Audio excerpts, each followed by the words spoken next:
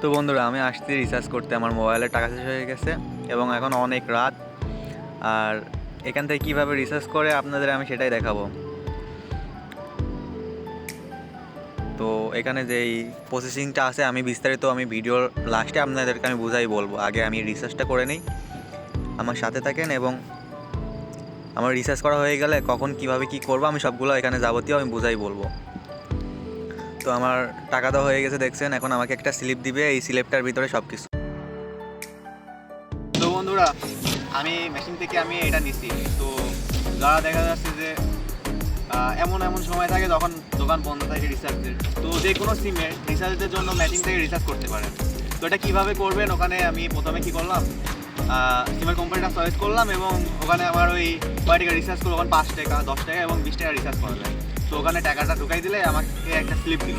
তো এখন এটা কীভাবে আমি অ্যাক্টিভ করবো, তো এখানে একটা পিন নাম্বার আছে। যেমন বাংলাদেশে কার্ড ঘষার পরে একটা পিন নাম্বার থাকে এবং ওল্ড অফিসে একটা নাম্বার থাকে স্টার দিয়ে শুরু হয়। তো এখানে আমার একটা নাম্বার আছে, তো ওই নাম্বারটা *131 স্টার পিন নাম্বার দিয়ে এবার আপনি হ্যাশ দিয়ে কল দিলে অ্যাক্টিভ হয়ে যাবে। তো আমি এখন এটাই দেখাবো, 131 স্টার। এবার এই পিন নাম্বারটা এখানে দিব, 49988701991।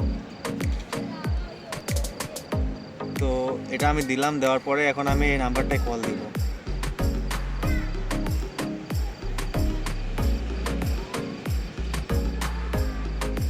তো এখানে দেখছেন আমি 5 ইউরো যেই রিচার্জটা নিচ্ছি চলে আসছে 5 ইউরো। তো বন্ধুরা, কীভাবে রিচার্জ করতে হয় এটা তো দেখলেন। তো দেখা যাচ্ছে যে এমন এক সময় রাত 1টা 2টা, তখন তো দোকান বন্ধ। তো তারপর দোকানগুলো থেকে আপনারা রিচার্জ করতে পারেন। তো একদম সহজভাবে, যেমন বাংলাদেশে আপনারা কার্ড থেকে রিচার্জ করতেন, একদম সেম। আর আপনার দেখা যাচ্ছে অনেক সময় সকালের 12টার পরে দোকান 4টার পরে খোলে না, 12টার থেকে 4টা মধ্যে বন্ধ থাকে। তো অনেকের দেখা যাচ্ছে কাজের ব্যস্ততার কারণে হয়। তো আপনাদের এই বিষয়টা যাদের জানা ছিল না, তারাও এখান থেকে রিচার্জ করতে পারেন।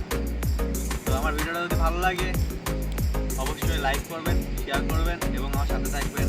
আল্লাহ হাফেজ।